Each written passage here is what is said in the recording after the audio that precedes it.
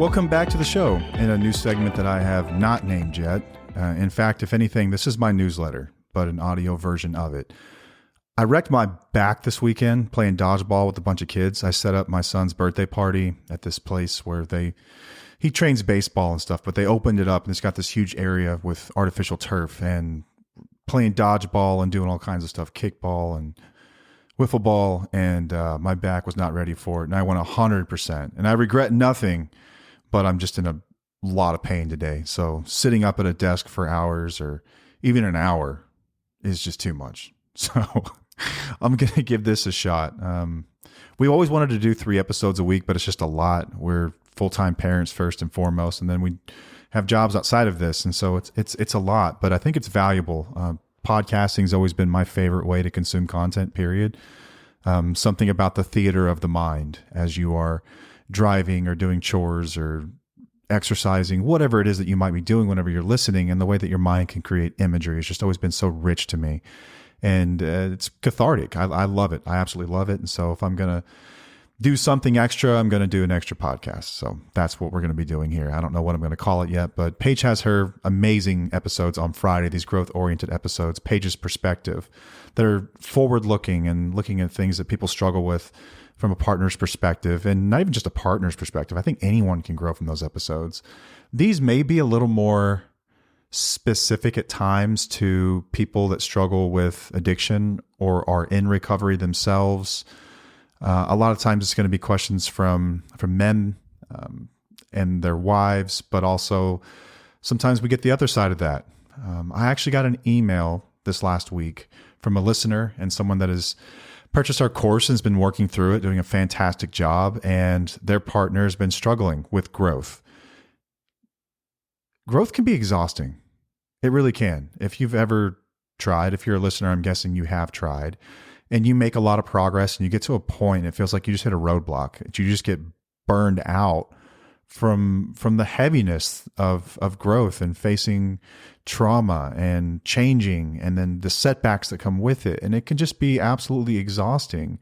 And sometimes people hit that point and it's really, really hard as their partner to watch that happen. And then you have to ask yourself, what can I do, if anything, to let them know not to give up without enabling them or smothering them. And so that's what we're going to talk about today, because I've been on this from a partner's perspective when Paige was struggling, and she's been on this side of it, obviously, with me when I was struggling. And we've always done, I think, a pretty damn good job at supporting one another and encouraging growth without smothering the other person or invalidating what they're feeling. And so that's what we're going to talk about today. I think it's such a relatable story. Someone who has started to do the work and then stopped, and now they're stuck in sort of what I would call a fixed mindset, and you start to resist further healing. You feel like you get to a point and then it gets a little too scary or a little too uncomfortable, or it almost starts to challenge your identity when trauma is your identity and you start to confront that stuff and heal from it. You almost don't know who you are anymore. You're not really sure what to make of that. It just feels unsure. Even if the path is somewhat clear, it just feels really scary, dissecting all that stuff and tearing it apart because it's been your life for so long. So recovery can be really tough, and not just recovery from addiction, but recovery from abuse or trauma. I know someone in my life who's gone down the route of therapy with several different therapists many, many times, and things work really well up until a point, and it always hits the same fork in the road where we're going to explore this further, and we're going to challenge preconceived notions and ideas and change our behaviors and make amends and do all this stuff. And it's just too uncomfortable, and they generally stop. And as a result, they've been fixed for as long as I can remember. And it's really, really difficult to carry on a relationship with someone who's living a fixed mindset. It's really, really tough. So this episode is for anyone who's in recovery, but for anyone who's living with someone in recovery. And when I say recovery, I mean that broadly, in the sense recovering from anything. I think in some sense, we're all recovering from something, right? So for the people, well, I guess also for the people that are doing the emotional labor of trying to hold things together when growth hits a wall. Oh, speaking of emotional labor, we've talked about it in the past, about the importance of or how heavy the emotional labor can be of a relationship, especially if you've got kids around, you've got a partner who's not fully present. So I got this, firsthand, I think this weekend. I've been a very, very present father in my children's lives, and that's something that I wanted to do, always have wanted to do. And I start to see where sometimes naturally we take on roles without realizing it, and the other person is doing more than we think they are. When it comes to setting up birthday parties, I'd never set one up fully by myself. Of course, I'd assisted in the past, but this one I set up fully by myself. And man, I fumbled the bag. Not fully, not terribly. It wasn't a disaster by any means, but I walked into the venue and I forgot the cupcakes. And then the venue, I should have confirmed the day before, but the venue kind of screwed up the scheduling. And so I had people there and they didn't have the room ready. And it was a lot. And I took a moment of pause to thank my wife for everything that she does every time one of these things goes on, because you don't realize how heavy that can be sometimes and what all goes into it.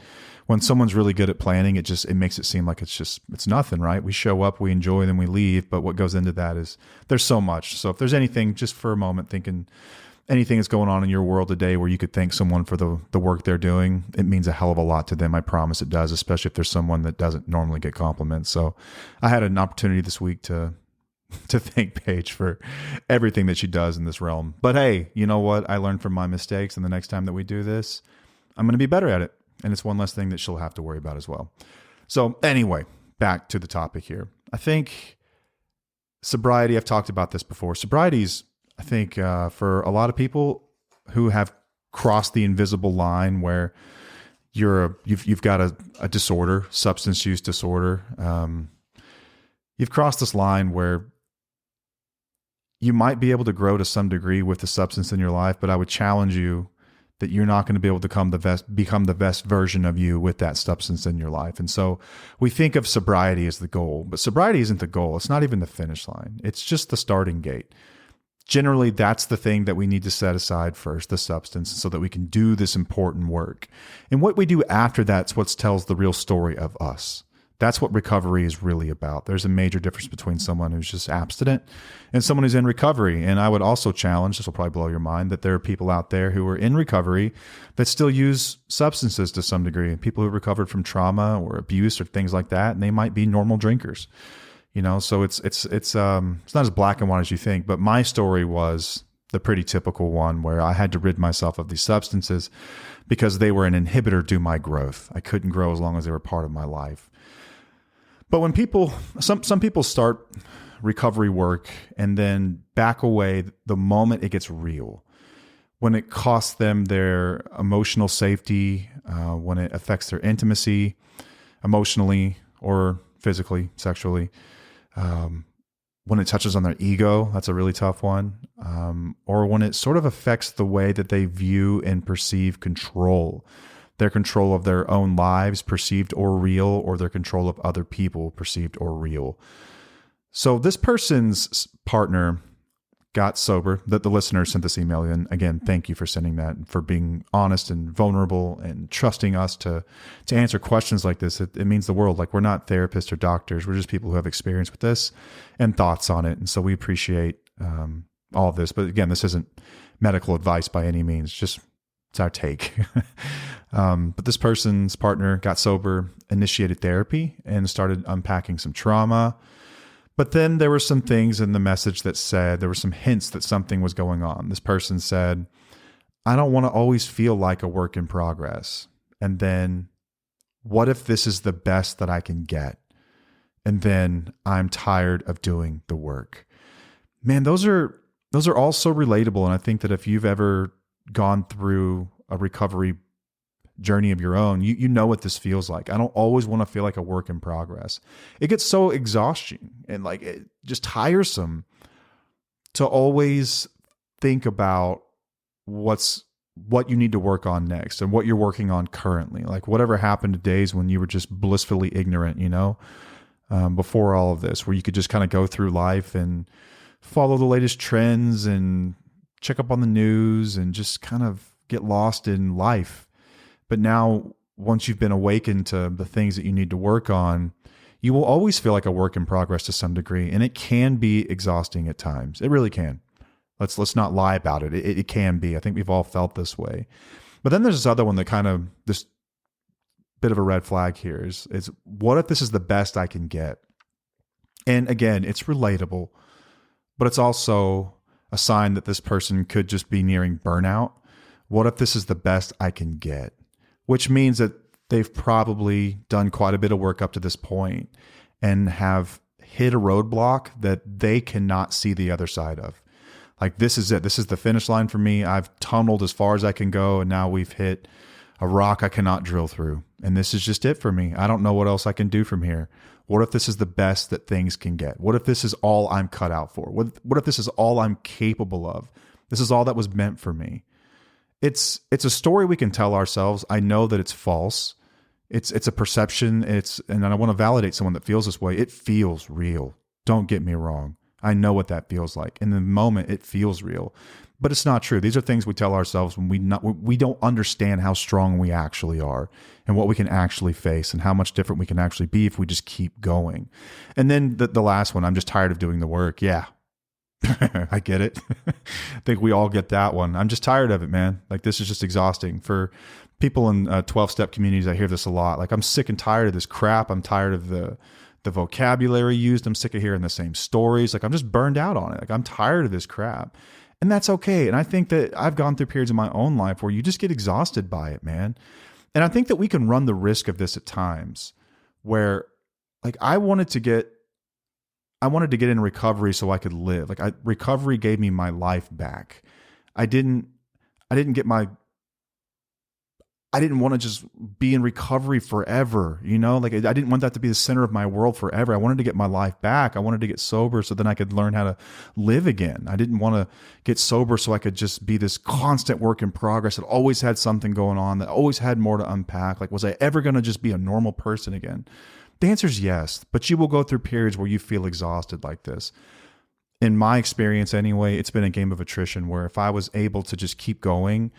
And there have been times where I pulled back from meetings, especially because you do hear some tough things. Like, even if in our Facebook community, you'll hear some tough stuff in there. And at times you'll need to pull back and you'll need to just experience life. And you'll need to test the tools that you've learned and see how those things work. And then at times you might come back in. And it's sort of like this process of in and out. But I think what matters is over time, it's consistency. Think about it in terms of losing weight or building muscle or something in the gym. The person that shows up every single day and goes 100% is going to burn out in a very short period of time. You might be able to maintain this for a year on a long time horizon, but you're not going to do it forever. You're just not. The people who are in the best shape that you know, they have one thing in common. They are all consistent. Now, consistent over a period of time. That doesn't mean they're perfect every day. That doesn't mean they go 100% every day. It means that over a long period of time, they are more consistent than everybody else. That's what it's about. That's what recovery is about too. But healing fatigue is very real. Now, there is a difference between resting and quitting, though. Remember, we can take a step back, but in life, the point is to always grow and to strive for more, to strive to understand more, to be present more. That is the goal. That is what we are after. We are after living the most authentic, best version of ourselves. That is what we are after. You will be happiest when you are at that place. You can do that while resting, but you will never get there if you just decide to quit. If you quit, you already know what will happen because you've lived it 1,000 times. You go back to square one and you start over. And then you get to this point and you quit and you start over. Think of it again like losing weight. If you've ever struggled to do it, it works just like this. You get a little ways down the road, things feel good, and then you hit this block like when the holidays come around, you're like, F it. I'm just not doing it. You know what? I'm sick of it. I just want to enjoy myself. I'm over this shit. And then you just quit for 3 or 4 months. And then before you know it, you're back to square one. It sort of works that way. People that are in shape, people that are healthy mentally and emotionally are just consistent. That's all they are. They're just consistent. Instead of going to 4 meetings a week or 5 meetings a week, if you're in a 12-step program, they might go to 1. They might see their therapist, once a week instead of 3 times a week. Or they might see them once a month instead of 4 times a month. But they're still seeing somebody. They're still reading. They're still challenging themselves, developing spiritually, emotionally, whatever that means to you for recovery or growth. They're just doing it over a long period of time. They're just being consistent. That's simply it. But we can also, I think what I also read here was this idea of a fixed mindset versus a growth mindset. Now, a fixed mindset is sort of this belief that your traits and limitations are permanent. Think of it like biology, right? Like, these are my genes. They are what they are. I cannot change them. End of story. And you avoid challenges when you have this mindset because failure feels like proof of your brokenness. If you fail, it's because you were set up that way, because it was inevitably always going to be that way. And that's just the way it is for you. But a growth mindset, you believe that change is possible, really that anything is possible, as long as you put in enough effort, action, learning over a long period of time, you're doing it consistently. You then view setbacks as just part of the process, right? If you pulled up a chart of the S&P 500 right now and you looked at it, it would look awful, right? You would think the sky is falling. What's the point of this? But if you zoom out over like a 10-year time horizon, that thing is headed northeast. It has pullbacks. It comes up, it comes down, but over time, it's headed in the right direction. This is sort of what growth mindset is like. A fixed mindset, you are too narrowly focused on the now and what is happening, your limitations, what could go wrong. And it's almost like a pessimistic versus optimistic mindset in a lot of ways too. But I think that for a lot of people, especially people with fixed mindsets, I think when trauma becomes your identity, and this happens whenever you've been through something very difficult. A lot of times when there is addiction, there's trauma present of some kind. A lot of us have been through some very difficult things in our lives, whether it was divorce when you were young, whether it was emotional or physical abuse, if you've ever been addicted, a multitude of things, right? You can start to be, that's the story you tell yourself. It's almost like a victim mindset.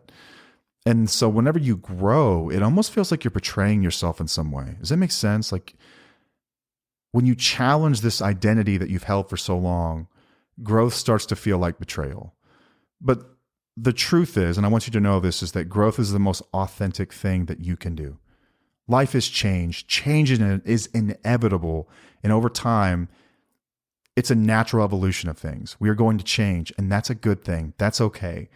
Don't get stuck in your identity being whatever happened to you, you have to look forward. I think if I did one thing right in my life when it came to recovery and whatnot, and all the mistakes that I made in my marriage and in my relationship, it was always looking forward, right? Each day I was able to stay sober and challenge my old belief system. I was one day further away from what got me there, and I could look over the horizon and just say, I know if I keep going forward, it's going to get better. It can't get worse. I know what it looks like the other way, but I know if I just keep walking forward, things will get better. And so the listener that sent this to me, I think if you're listening, your instincts are right on the money. They're solid, and you're trying to be supportive. You're also trying to step back and not smother this person and encourage healing. But I think what I heard there from the listener who sent the email was, am I enabling my partner by not speaking up? Am I enabling my partner by not challenging them? Am I enabling my partner by pretending like I'm okay with all of this? I think in some ways, yeah, I do. And this is just my opinion here. I do. I think that in a lot of ways, what we allow is what we condone. And so if we allow it to happen, in some ways we're condoning it, right? Not speaking up is the same thing as condoning in a lot of ways. But then you kind of walk the line. How do you support someone versus challenging someone and empower someone versus being a nag or pushing them further away from you? And it's rough, but there's an important distinction here. Support means that you're creating space and holding space for growth. Enabling someone is when you're protecting them from the discomfort of their actions, when you're protecting them from the discomfort of staying stuck. So I think love, as I see it, love says, I believe in who you could become. You see something in somebody, you know who they could be, and you encourage that. Enabling says, I'll settle for who you are right now so I don't rock the boat. And it's not to say that during times when you're in love, you don't hold space for someone and what they're going through in that moment, right? It's not constantly pushing someone. But I think over time, again, that's the direction we're headed. And you can go through seasons in life that you have setbacks. Hell, man, I went through a near decade downslide. Paige went through one for about 5 years where it was sort of a downslide, but it wasn't bad all the time, but that's kind of the direction it was headed. And then you hit a bottom and then it corrects. And I think, we don't talk about it a lot on the show, and Paige doesn't really like talking about it. And I think she forgets how supportive she actually was for me. But something she's always feared, and something I think we both do, is to give people the wrong idea that remember, we were really young whenever all this stuff happened. I was 26 years old. I got sober. It was technically 27, really. It was the day before my 27th birthday. So let's call it 27, but 27, right? We had a 9-month-old. This was still pretty new. Like we'd been married just a couple of years. We'd been together at that point a little while. Hell, 2013, that would have been like 11 years. No, 12 years. But we're kids, like what do you know at 25, 26? You just don't know a hell of a lot.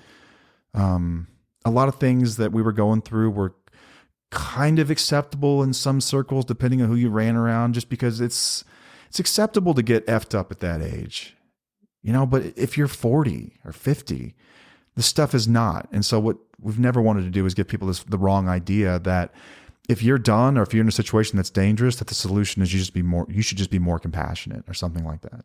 It's always been a fear that we've had, that someone would hear that and think, like a lot of programs like Al-Anon will do this, like just be more compassionate, more compassionate. Well, what do you do if someone's at their end and it's more dangerous for them to stay? Like, don't they deserve a voice too? But I will say, I know that there are a lot of you that listen that are really, really working through this, and you're working hard and you're doing a fantastic job, but you're struggling with how to inspire consistency in someone who's shown glimpses.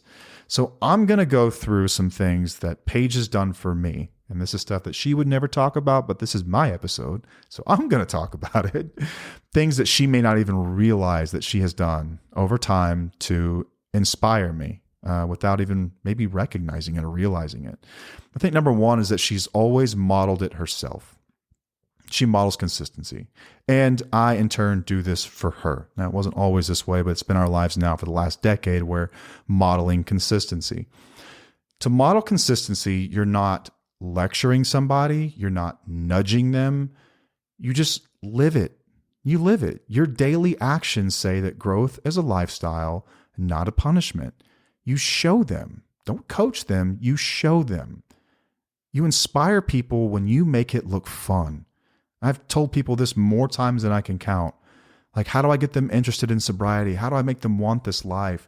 For me personally, I had to encounter people that were living a life that I would actually want to live, that wasn't corny, that didn't look stupid, that wasn't like, it wasn't like, for me at the time, I had no interest in religion or anything like that. I was like, show me someone that's happy living drug and alcohol free, and I'm the relatable. They have things in life that I want, that I aspire to. And you'll find someone like that and be like, holy shit, that guy figured it out. That girl figured it out. I'm interested. How'd you do that? Until then, you're going to see people and you're just going to look for differences, and you're not really going to relate to them. But if you're together, you already have similarities. You're in the best position, I think, to model this stuff. And I did this for her. There was a period of time where Paige was stuck. Absolutely stuck. And she was stuck for damn good reason. I'm not blaming her for this. She was stuck in large part because of what I'd put her through all those years. But now we're, 5-6 years out. I'm holding space for all this stuff. I'm showing accountability. I'm doing everything I can. And I feel like I'm losing her. And so what did I do? There would be nights where I would try to motivate her, but what it turned into was me lecturing, right? And that just made her shut off. What I did was I just modeled the life that I was living each day by showing up and just being consistent. I was taking care of my body, and I would share with her how I felt when I did, how much better I felt. She was gaining a lot of weight at this point, and I've been attracted to her at every weight. She's freaking gorgeous, but I'm just saying, you don't feel the best about yourself when you're gaining weight. You don't feel the best just in general about your health. You're sluggish. You're not sleeping well. You look in the mirror. You don't love what you see. Shopping's the worst.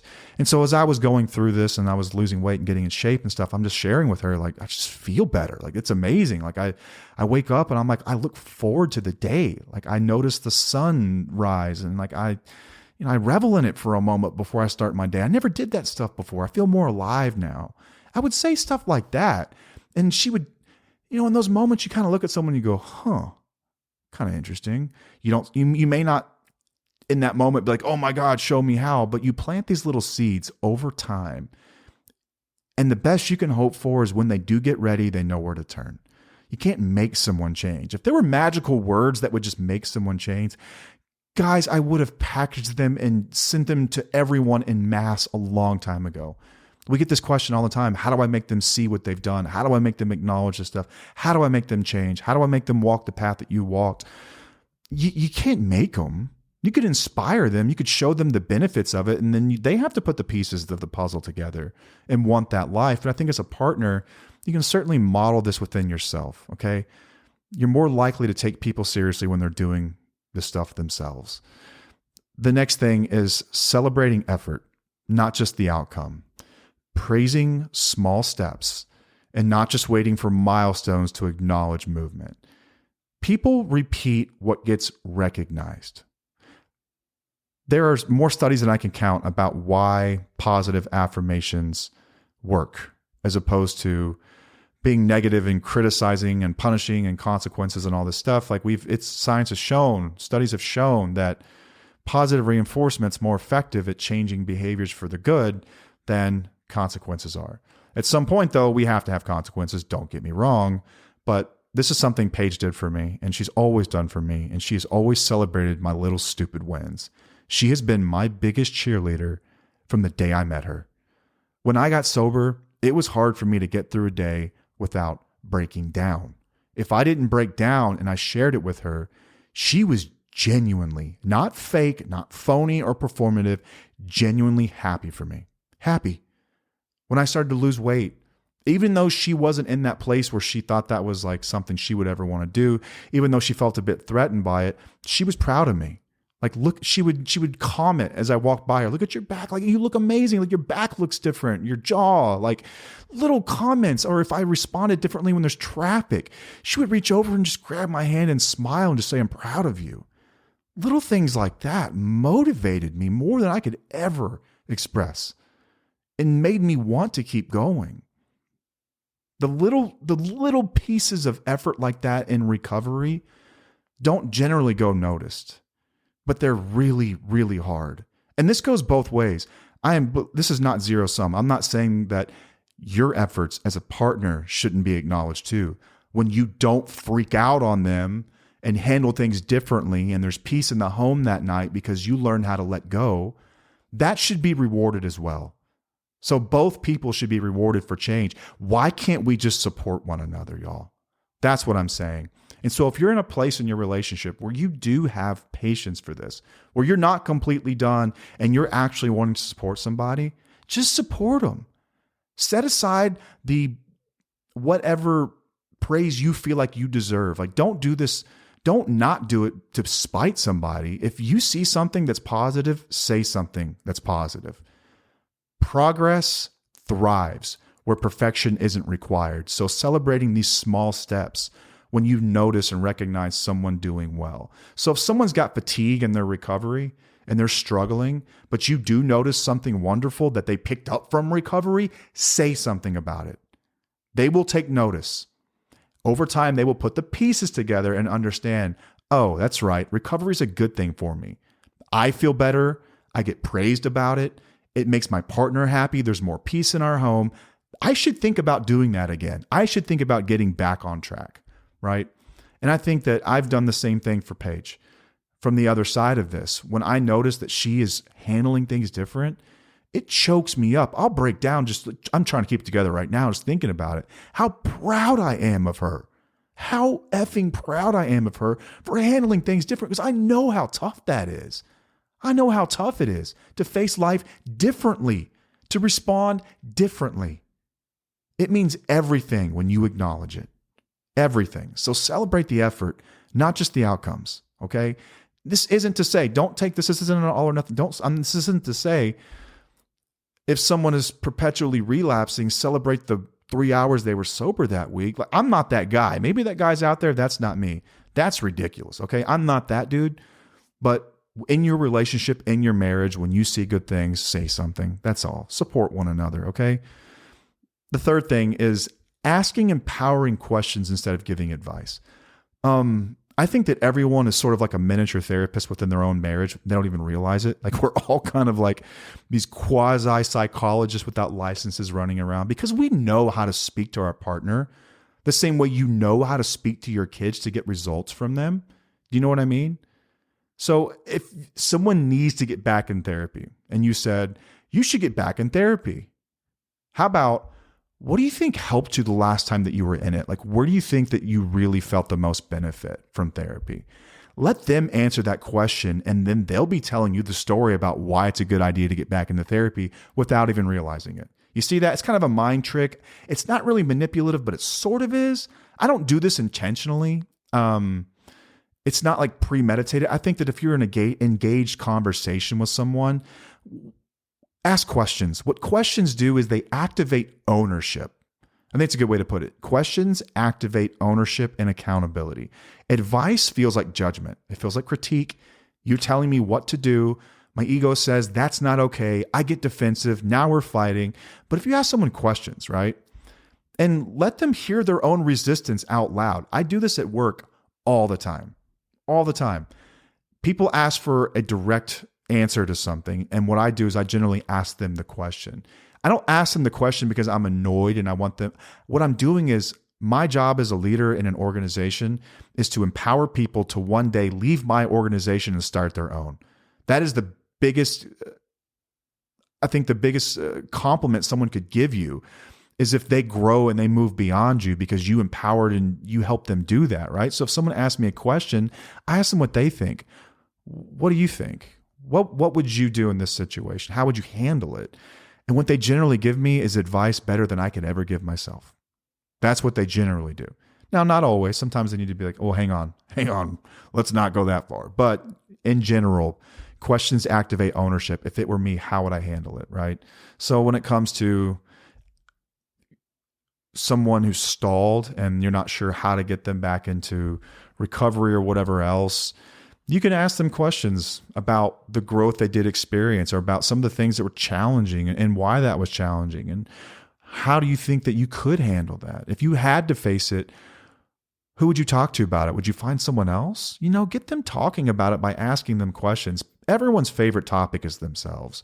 People will generally talk about themselves. Most people anyway. I've heard from several listeners who have some tough cookies out there who don't want to talk, period. But I think in general, we like to talk about ourselves. Now, the downside to this is that you could hear the opposite of all that wonderful stuff I just talked about, and you could hear some of the worst shit ever. Try not to insert yourself too hard into that, but it is okay to have a spirited discussion. I'll say spirited, right? Where you can challenge someone's beliefs. If someone says, oh, therapy, it's just not for me. No, it'll never work for me. I would say, well, what most therapists say makes therapy effective. It's A, a belief that the therapist can help the patient. B, that therapy can help the patient. The patient believes that the therapeutic process can help them. And C, a good rapport with the therapist. It's not what they're trained in. It's not their degrees or where they went to school or any of that stuff. It's a belief that you can be helped. So if you say you can or you can't, you're correct. That's what I would say to someone that said therapy won't work for me or recovery won't work for me. If you believe that, then you're right. But I would challenge you on that a little bit. You can inspire people in a loving way, holding your tone in stay curious, right? Stay curious, stay open, hold space for them and whatever they're feeling or going through, as opposed to being judgmental and done. My guess is that if you're just screaming and fighting, like you might be at the end. It could be total at that point if you've lost all patience for it. I think another thing that I read in this email, you can let people know that you refuse to shield them from consequences, right? And it's not to punish, but to give clarity. So what's tough about this, like the situation I talked about where someone's just unwilling to grow or do anything about it, it's okay to say if this dynamic continues, this is going to affect our connection. Like I can't keep showing up if you're not interested in moving past all of this and continuing to grow. Like when we got married, what I signed up for was a partner that would challenge me and I promised to grow for and challenge myself for. And I wanted that to be reciprocated. And if it's not, I don't know what I'm doing here. That's a really nice way of saying, if you keep doing this, I won't be around anymore, right? And it's not a threat. It's just the truth. You're not going to stick around in a situation that doesn't agree with your values, nor will they. And if you do, you'll be miserable. What's the point, right? But when there's no friction, like when it's just letting this stuff happen, if you're just going to sit by and just like, well, I don't want to rock the boat because then it'll make it worse. But listen, when there's no friction, there's no incentive to grow. There has to be some rain before the flowers grow, right? There's got to be some kind of turbulence before you correct. That's just a fact. We generally don't change when things are going really well. We don't make hard decisions when there's no friction whatsoever. So you can, in a loving way, make sure that you do refuse to shield them from consequences. And also, I think something else, I don't know, I did this. This was tough. I think Paige did too to some degree, but offering joint growth opportunities. So it's not just like your ass needs to get into therapy. What's the first thing they say to you? What are you going to do about you? Right? That's what they say. That's what they almost always say. Well, you got shit to work on too. Dude, we all do, right? But yours is like a 9 out of 10 and mine's like a 4. Let's be real. They don't want to hear that though, okay? Let's just take the you're the problem dynamic off the table, okay? How about let's walk forward together, even if we're at different places, because you're a 9 and I'm a 4, but let's walk forward together. I think when you're telling someone you're the problem, do the work, they're less likely to do it. And this is a very immature thing. I personally never fought this way. I think Paige may have to some degree, but I think this is also what spouses and partners are told in some ways. It's like, you're the problem. Like they have a disease, but you have the problem. Like it's weird. It's weird. It's weird how we separate these things, but take that off the table. I think that generally, we've always worked better whenever it's like, we are going to fix this problem. I will contribute and you will contribute and we will both do this. And I think that in any marriage, anytime there's recovery involved in a marriage and there's change going on, it's going to take two people. Now, one person, they may not realize it yet. They're going to be doing a lot more of the work because they've got further to go. They're further behind and may not see it, but it feels good to have support along the way to know that someone else is also going to be learning how to do things that make the situation better. Like we're going to do an episode soon on tone and delivery that I think is going to be really helpful for people. Tone and delivery can be everything. Everything. They can be make it or break it, whether how they respond to you, right? And we get into patterns based on sometimes the homes we grew up in and the way we were talked to when we were young, or sometimes these patterns we fall into after we've been just dealing with dysfunction or been abused for a long time. We lose our way of being nice and, we just lose patience and we get snarky and ugly about stuff. But it can be really helpful to use phrases like, let's walk through this together. Let's get help. In saying that, what you're saying is that I'll take accountability for my parts in this. And they have to agree to do the same. What they don't realize is that their part is much bigger, and that's okay. It just is. That's just the way it is, right? It's not unfair. It's just the way it is. If we're going to fix this shit, it's going to have to be done that way. I had a lot more work to do than Paige did. Let's be real. I had a lot more work to do. I had a lot of growing up to do. I had a lot of emotional regulation to do. I had a lot of empathizing to do. I had a lot of validation tools and techniques I needed to learn. I needed to learn how to be a good man. She needed to learn how to respond better. She needed to learn how to talk to me and feel safe again. Once again, that was part of my work, but at some point it did become her job to allow me, trust me, and just kind of turn herself over to that process and allow it to happen. But I had a lot more work. Not to say hers was easy by any means, but I had a lot more work to do, and that's okay. But she acknowledged that she did too. That can be really helpful. This is another thing I think is kind of off topic, but be honest about your emotional needs. Being vulnerable is not guilt tripping somebody. I'm proud. Let's say something like, I'm proud of how far we've come, but I need to know that the growth isn't behind us, that it's still happening, that we're going to keep growing. Like, I think it's so valuable. And I cannot imagine being in a relationship where we just don't grow. Like, what are we freaking doing? We're just going to sit like, okay. We're going to be like that old angry couple that screams at kids to get off their lawn when they're 70. Like we never grow up. We never challenge each other. Like we're not trying new things. We're not learning more about each other. Like what's the point? What is the point, right? maybe your marriage is different than mine, but I can't imagine doing it any other way. If you're in a situation where someone feels like they're just not wanting to move forward, they're not wanting to progress, let them know that, make sure that you get some kind of recognition that the growth isn't behind you. And there were times whenever Paige was really going through it, and I could sense in her that she felt like quitting. And I would have to inspire her and be like, we've come so far. Like, look at what we've accomplished. Like, you can't stop now. I'll do whatever it takes to support you through this. And it would generally be this like long crying, spirited conversation, but at the end of it, we would both feel better about where we were headed. She just had to get some shit off her chest and say, this sucks right now, and I hate the way this feels. And I had to sit there and say, I'm here for you. I get it. I know it does suck. You're not wrong, but let's just keep going and see what happens. And at the end of it, we would both find the bravery to walk forward through it.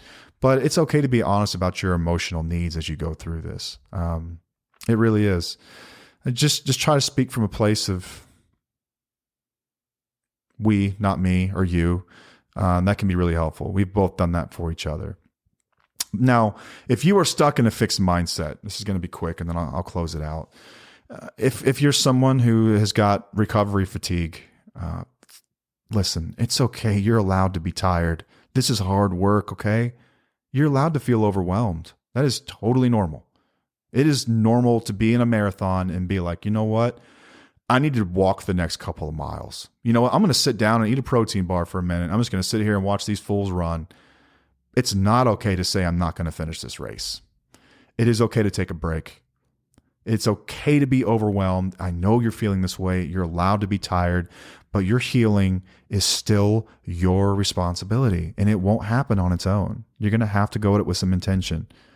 It sucks, and that's okay. It's hard work, but you can do it. All right, this is hard work, and hard feels shitty. Just remind yourself, this is what hard feels like. It's okay. This is just what hard feels like. And I can sign up for hard. I can do hard. I can get through this. This is just what hard feels like. That's an Alex Hormozy quote that we have penned in our office. I'm reminding myself of that all the time when things get really tough. I knew I was getting to something that was hard. So when things get hard, don't be shocked. Just reframe it and say, this is just hard. And it's okay to be hard. It's okay that it sucks. Hard feels shitty. No one would disagree with you. But you can do this. Most people can't, but you can, okay? You can do it. You can do hard. And I would also say to you that the parts that want you to give up aren't bad. Like I've wanted to give up and I feel so guilty. Like I don't even want to share it with people that I had the thought like, oh my God, they're going to think that I don't care. They're going to think that I'm like in relapse mode. And I know Paige has felt the same way where it's like, I want to give up. That's human. Okay. And that's a part of you that's just scared and it's all right. Like, damn, there's no rule book that says you can't feel this way. But those parts of you don't get to run the show. That's fear talking. The opposite of fear is what? It's faith. Faith this will work out. Walking forward, knowing that if you keep going, it will get better. I promise you it will get better if you keep going. Keep challenging yourself. Keep uncovering more. Keep fighting, and it will get better. But the parts of you that want to quit aren't bad, right? There's no such thing, good, bad. No, they just are. We've all got that. It's hard, and no one thinks that hard feels good. Maybe there's some masochists that do. But for the most part, none of us like the way it feels whenever you're stressed out and you feel lonely and you feel like you can't do it. Or when you're exercising and you feel like you're about to puke everywhere. That's hard and it doesn't feel good, but it doesn't mean we quit either. We just keep going. Maybe slower. We slow down the intensity a little, but we never stop. We just change it, right? Don't stop moving. Just keep going. And I would also say, my guess is that you want a fulfilled marriage, relationship, partnership, whatever. You want connection and you want peace. Who doesn't? But that stuff comes after the hard work, not instead of it. That is a result of doing the work. The peace you seek is on the other side of the work that you're avoiding. If you just get through this, it will get better. I promise you. Do not stop. Don't give up. And it's okay to feel like this is as good as I'll ever get. Those are normal thoughts to have.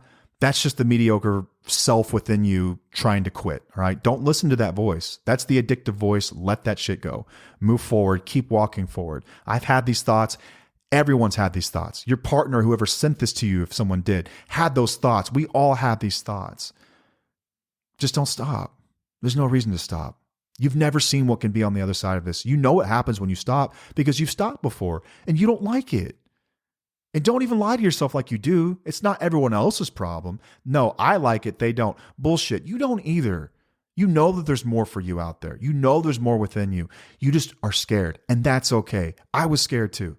We all are. Anyone who's ever accomplished anything worthwhile has been scared. It doesn't mean we stop. We just keep going while scared.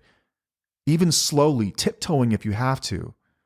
Just keep going. Don't stop fighting. It does get better. I promise. So I'm going to quit with this. I want to thank the listener that sent this email. And if you've got anything you'd like me to talk about on these episodes or answer questions, I'm happy to do that. Kind of my version of a page's perspective. I don't have a name for it yet, but this is in lieu of my newsletter this week as well. There won't be a newsletter this week. I will get to the point where I'm writing a newsletter and then probably doing an episode. And I'm not going to commit to these 100% yet every week, but I like doing them. So as long as I like doing them, I'm going to do them. I just didn't have it in me to sit down and record and then write today. So this is what we're going to do this week. But I just want to reaffirm that you are not alone. Neither of you. The partner that is struggling with growth, the partner that is struggling watching that person struggle with growth, you are not alone. So whether you're the one who's trying to stay in the work or you're the one carrying the weight of both people's healing, there is a way forward. And I invite anyone for feedback on these. If you liked them, if you didn't like them, let me know. I'm very curious. So that's all I've got. Thank you for joining me. I'll see you soon.